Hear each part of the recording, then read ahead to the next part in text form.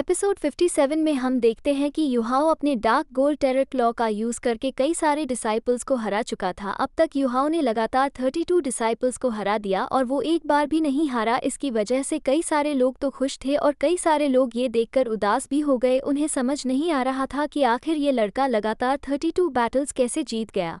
तभी अचानक इन लोगों की नज़र एक दूसरे लड़के पर पड़ गई जो कि बिल्डिंग के किनारे पर बैठा हुआ था और इसे देखकर वो लोग सरप्राइज होते हुए आपस में बात करके कहते हैं कि क्या यह वही है जिस पर्सन को देखकर मास्टर जिंग होंगचेंग के भी चेहरे पर एक मुस्कान आ चुकी थी। युहाओ उसे देखता रहा जबकि दूसरी तरफ मास्टर शान जिविन अपने मन में कहते हैं कि अच्छा तो यह वही लड़का है जिसके बारे में मास्टर जिंग होंगचेंग बता रहे थे कि सिर्फ यही लड़का युहाओ को अपनी फुल स्ट्रेंथ यूज़ करने के लिए मजबूर कर सकता है। दूसरी तरफ रियो एकेडमी के डिसाइपल्स भी इस लड़के को देखकर बहुत ही ज़्यादा खुश हो गए थे और वो लोग कह रहे थे कि अब हमारे रियो एकेडमी के जीतने के चांसेस बढ़ गए। और वो लड़का भी एक हीरो की एंट्री के साथ जंप करते हुए फ़ौरन से यहाँ युहाओ के सामने अरेना में आ जाता है। युहाओ उस लड़के को देखकर फौरन अपनी स्पिरिचुअल आइज एक्टिवेट कर लेता है, लेकिन स्पिरिचुअल आइज एक्टिवेट करके हैरान होते हुए कहता है कि आखिर मुझे इस लड़के के सोल पावर डिटेक्ट क्यों नहीं हो रही। दूसरी तरफ वो लड़का भी काफ़ी कूल तरीके से अपनी स्वॉर्ड को निकालते हुए युहाओ से इंट्रोडक्शन करते हुए बोलता है कि मेरा नाम है जी जूचन। जी जूचे का नाम सुनकर तो ऑडियंस में बैठी हुई लड़कियां पागल हो रही थी। वो दिखने में भी हैंडसम था और साथ ही साथ काफ़ी कूल और पावरफुल भी है। दूसरी तरफ हम देखते हैं कि युहाओ ने भी यहाँ खुद का इंट्रोडक्शन करवाते हुए बता दिया था कि मेरा नाम युहाओ है। तभी अचानक जी जूचन युहाओ से कहता है कि मैं तुम्हारी फिस्ट की पावर को यहाँ तक फील कर पा रहा हूँ, चलो आज के दिन मुझे मौका दो ताकि मैं भी तुम्हारी फिस्ट की रियल पावर्स देख सकूँ। ये कहते साथ ही जी जूचन ने अपनी स्वॉर्ड का यूज़ करते हुए खुद की पावर एक्टिवेट करना शुरू कर दी थी। और यहाँ हमें मास्टर जिंग होनकचे की मदद से जानने को मिलता है कि असल में जी जूचे की ये स्वॉर्ड ही उसकी मार्शल सॉल है। वैसे तो दूसरे लोगों की मार्शल सॉल उनकी बॉडी के अंदर कहीं ना कहीं छुपी होती है, लेकिन यहाँ जी जूचे के मामले में थोड़ा सा अलग सीन हुआ। जब जी जूचे का जन्म हुआ तो वह एक साधारण मीटियोराइट था और जी जूचे ने बड़े होकर एक शार्प स्वॉर्ड में बदल दिया। जी जूचन इस स्वॉर्ड का यूज़ करके 7 लेवल सोल गाइडिंग मास्टर को भी हरा सकता है। तभी अचानक हम देखते हैं कि मास्टर शान जिविन ने इन दोनों की फाइट स्टार्ट करा दी, जहां पर हम देखते हैं कि अचानक दोनों ने अपनी आंखें बंद कर दी है। सब लोग देखकर काफ़ी ज़्यादा हैरान थे कि आखिर जी जूचन और युहाओ अपनी जगह से हिल क्यों नहीं रहे और वो दोनों अपने अपने ओरा को एक्टिव करते हैं और जी जूचन अपने सोल अवतार को बाहर निकालता है और युहाओ भी सेम करता है और दोनों एक दूसरे के सोल सी में कनेक्ट हो जाते हैं क्योंकि ये दोनों ही सोल सी के अंदर फाइट कर रहे थे। इन दोनों की सोल तेजी के साथ एक दूसरे की तरफ बढ़ने लगती है। सोल सी के अंदर युहाओ अपने फिस्ट का यूज़ कर रहा था जबकि दूसरी तरफ जी जूचन अपनी स्वॉर्ड का इस्तेमाल करते युहाओ पर हमला करता है।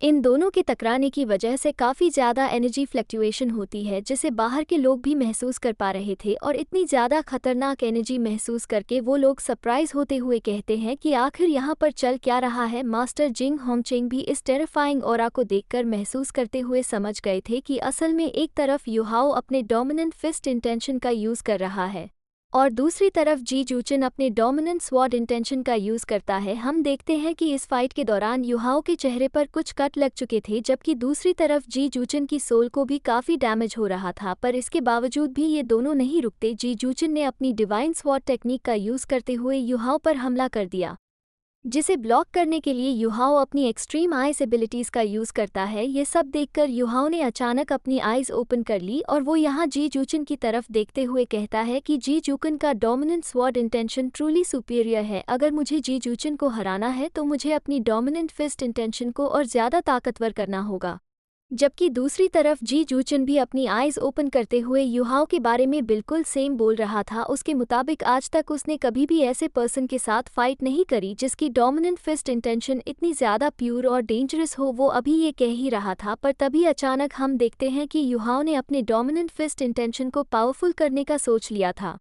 चारों तरफ युहाओ के सोल सी में एनर्जी इकट्ठा होना शुरू हो गई। साथ ही साथ बैकग्राउंड में हमें युहाओ की वॉइस भी सुनाई दे रही थी जो कह रहा था कि आज के दिन ना मैं स्काई ड्रीम टियानमिंग, ना फिर गॉड इलेक्ट्रोलेक्स, ना फिर आइस जेड स्कॉर्पियन एम्प्रेस की पावर का यूज़ करूंगा, बल्कि आज के दिन मैं सिर्फ अपनी पावर का यूज़ करने वाला हूं। साथ ही साथ अचानक युहाओ की बॉडी में एक अलग ही एनर्जी क्रिएट होना स्टार्ट हो जाती है और युहाओ के आंखें गोल्डन कलर का हो जाता है और उसकी बॉडी से बहुत ही ज़्यादा खतरनाक एनर्जी रिलीज हो रहा था, जिसे देखकर तो मास्टर शान जिवन और बाकी के सब लोग भी काफ़ी ज़्यादा सरप्राइज थे। जबकि जी जूचन की बॉडी से भी पर्पल कलर का सेम एनर्जी रिलीज होता है। दोनों एक बार फिर से सोल सी फाइट में पहुंच गए थे, जहां पर हम देखते हैं कि जी जूचन ने तो अपनी स्वॉर्ड का यूज़ करते हुए युहाओ पर अटैक करके उसे पीछे की तरफ धकेल दिया, जहां युहाओ खुद को संभालते हुए दोबारा अपनी सोल पंच का यूज करते फौरन से जी जूचन पर अटैक करना शुरू हो गया। लगातार युहाओ ने उस पर कई सारे पंचेस की बरसात कर दी थी, जिसकी वजह से तो इस सोल सी में काफ़ी बड़ी तबाही मच रही थी। लेकिन जी जूचन भी हार मानने वाले में से नहीं था, बल्कि वो अपनी स्वॉर्ड का यूज करते हुए युहाओ की सोल बॉडी में स्वॉर्ड को घुसा चुका है।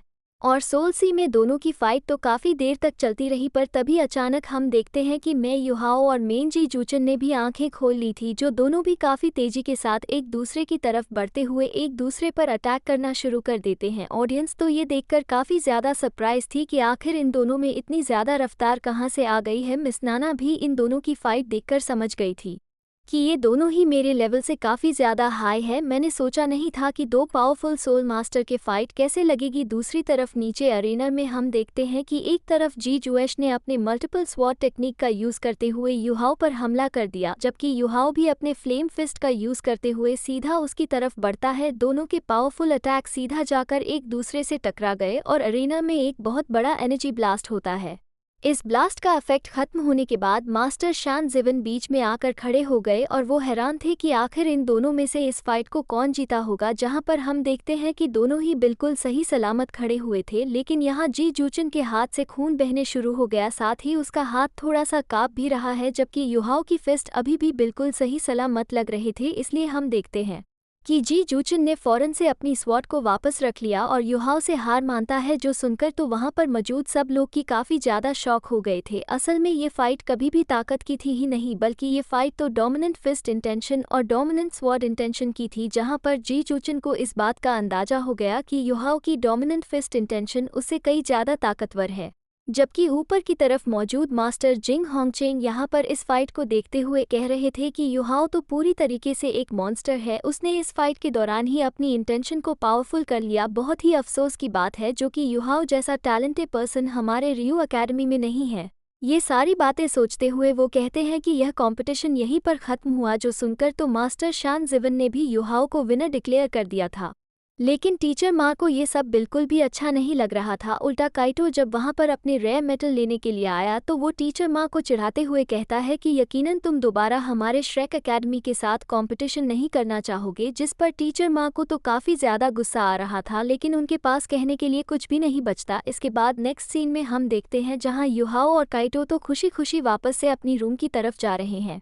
काइटो युहाओ से कहता है कि इस कंपटीशन में तुमने काफ़ी अच्छा किया, तुम्हारी वजह से टैंक सेक्ट और हमारी श्रेक एकेडमी रियू एकेडमी में फेमस हो गई है। तभी अचानक सामने नाना दिखाई देती है, जिसे देखकर युहाओ कहता है कि आखिर तुम यहाँ पर क्या कर रही हो, जिस पर नाना जवाब देते हुए कहती है कि तुमने मेरी सोल का एक टुकड़ा कैद कर लिया है, उस सोल के टुकड़े को आज़ाद कर दो, मैं यहाँ उसी के लिए आई हूँ। जिस पर युहाओ कहता है कि तुमने ने कंपटीशन के दौरान मेरी जान लेने की कोशिश की, तो आखिर तुम इसकी उम्मीद कैसे कर सकती हो। जिस पर नाना जवाब देते हुए कहती है कि वो मेरी गलती नहीं थी, मुझे मजबूर किया गया था और मेरी सोल के टुकड़े को आज़ाद कर दो, मैं दोबारा किसी ईवल सोल कल्टिवेटर के हाथों कैद नहीं होना चाहती। उसके आंखों में किसी का डर साफ साफ दिखाई दे रहा था। युहाओ को भी उस पर रहम आ गया, इसलिए वो कहता है कि ठीक है, मैं तुम्हारी मदद करने के लिए तैयार हूँ। ये कहते हुए युहाओ नाना को भी अपने साथ रूम ले आता है, जहाँ पर युहाओ नाना से कह रहा था कि मैं तुम्हारी सोल को आज़ाद करने वाला हूँ। युहाओ गॉड इलेक्ट्रोलेक्स की पावर का यूज़ करते हुए नाना की सोल को आज़ाद कर रहा था, जिस दौरान अचानक ही युहाओ को नाना की पास्ट मेमोरीज देखने को मिलती है। नाना भी उन पास्ट मेमोरीज को देखकर अचानक से रोना शुरू कर देती है।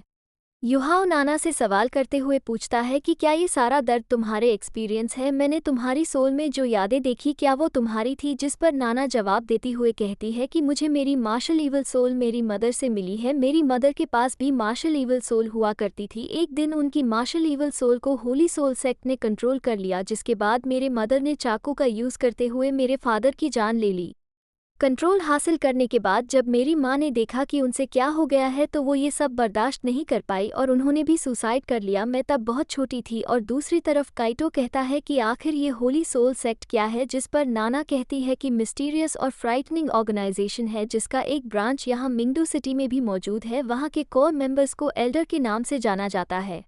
उन लोगों के पास ये एबिलिटीज़ है कि वो किसी के भी सोल को कंट्रोल कर सकते हैं। साथ ही साथ अगर कोई ईवल कल्टिवेटर हो तो उसकी सोल को ट्रैप करना और उसे कंट्रोल करके अपने लिए यूज़ करना, यही उनका काम है। जो बात सुनकर तो काइटो और युहाओ अचानक ही काफ़ी ज़्यादा शॉक हो गए थे। उन दोनों को यहाँ पर माँ शाओताओ की याद आ गई थी। मेरे पेरेंट्स के मरने के बाद होली सोल सेक्ट ने मेरे पेरेंट्स के सोल को कैप्चर कर लिया और उनके पास मेरे पेरेंट्स की सोल थी, इसलिए वो मुझे आसानी के साथ कंट्रोल कर सकते थे। उन्होंने ही मुझे रियो एकेडमी भेजा ताकि मैं ऑफिशियली यहाँ से ग्रेजुएट हो सकूँ। ये कहते साथ ही नाना रोना शुरू कर देती है। वो कह रही थी कि अब मैं ऑलमोस्ट ग्रेजुएट होने वाली हूँ और अभी तक मुझे ऐसा कोई रास्ता नहीं मिल पाया कि मैं अपने पेरेंट्स की सोल्स को आज़ाद करवा सकूँ। यहाँ नाना को रोता हुआ देखकर तो काइटो को भी गुस्सा आ जाता है और वो कहता है कि इन ईवल लोगों को तो जान से मार देना चाहिए। नाना से कहता है कि आखिर तुमने यहाँ के टीचर से मदद क्यों नहीं मांगी, जिस पर नाना जवाब देती हुए कहती है कि इसका कोई फ़ायदा नहीं, क्योंकि एक बार मैंने खुद देखा था कि मास्टर जिंग होंगचेंग मिंगडे हॉल में होली सोल सेक्ट के सोल मास्टर के साथ मीटिंग कर रहे थे। यानी कि रियो एकेडमी और होली सोल सेक्ट दोनों आपस में मिले हुए हैं। जब नाना सब बता रही थी,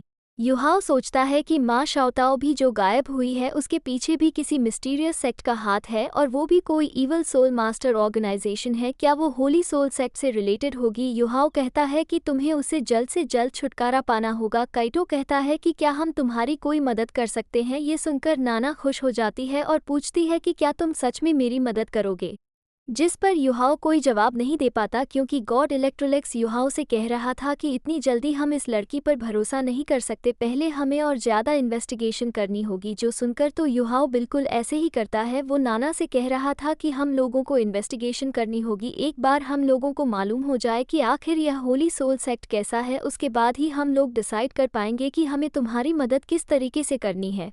जिसके लिए तो नाना भी एग्री हो गई। इसके बाद हम लोगों को रात का सीन दिखाया जाता है जहां नाना ने एक तरह का यूनिफॉर्म पहना हुआ था और वो अंधेरी रात में धीरे धीरे कहीं चलकर जा रही थी। उसे कई सारी खौफनाक गलियों में से चलकर जाना पड़ता है, जैसे होली सोल सेक्ट का ब्रांच बहुत ही बड़ा सीक्रेट हो। साथ ही साथ युहाओ ने इल्यूजन टेक्निक यूज़ किया था और शैडो में खुद को कन्वर्ट कर लिया था। नाना युहाओ से सवाल करते हुए पूछती है कि युहाओ, क्या तुम्हें पूरा यकीन है कि इस तरह करके तुम होली सोल सेक्ट की नज़रों में नहीं आओगे, क्योंकि अगर थोड़ी सी भी गड़बड़ हुई तो ये हमारी जान के लिए बिल्कुल भी अच्छा नहीं रहेगा। युहाओ उसे जवाब देते हुए कहता है कि तुम मेरी फिक्र ना करो और अपनी मंजिल की तरफ बढ़ती रहो। जो सुनकर नाना बिल्कुल ऐसा ही करती है और वो चलते चलते आखिरकार एक बहुत बड़े बिल्डिंग के सामने आकर रुक गई थी, जहां पर वो कहती है कि हम लोग पहुंच गए। युहाओ उस बड़े से बिल्डिंग को देखकर कहता है कि मैंने सोचा नहीं था कि होली सोल सेक्ट अपना ब्रांच एक नॉर्मल से बिल्डिंग में बनाएगा। जिस पर नाना युहाओ उसे कहती है कि अब हम लोग अंदर जाने वाले हैं, जितना हो सके खुद के ऑरा को छुपा कर रखना। और ये कहने के बाद वो धीरे से आगे की तरफ बढ़ते उस बिल्डिंग का दरवाज़ा नॉक करती है,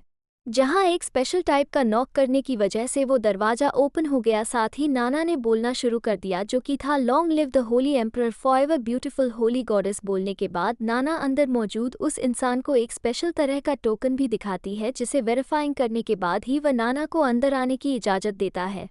होली सोल सेक्ट के अंदर आने के बाद नाना अपने सामने ईवल कल्टिवेटर्स के एक ग्रुप देखती है, जिनके अंदर एक नौजवान लड़की भी मौजूद थी। ये लड़की पहले तो नाना ने कभी नहीं देखी और वो लड़की भी एक तरह की रिचुअल को परफॉर्म कर रही थी, जिसके लिए वो अपने हाथ से ब्लड निकालते उसे ज़मीन पर गिरा देती है। बाकी के ईवल कल्टिवेटर्स भी इस रिचुअल में उसकी मदद कर रहे थे, इसलिए हम देखते हैं कि उन सब ने भी अपने हाथों पर कट लगाते हुए अपने ब्लड को सर्कल में फैलाना शुरू कर दिया, जिसकी वजह से अचानक ही वहां पर एक तरह की एनर्जी एक्टिवेट हो गई। ये एक तरह की डार्क एनर्जी थी जो कि आसमान में मौजूद चमकते हुए मून को अचानक से अंधेरे में बदल देती है। साथ ही साथ वो सारे के सारे ईवल कल्टिवेटर्स मिलकर किसी तरह के स्पेल को परफॉर्म करते जा रहे थे, जिसमें वो लोग कहते हैं, holy light shine upon the earth, holy soul descend to the world. इसी के साथ हमारा ये एपिसोड यहीं पर ख़त्म हो जाता है।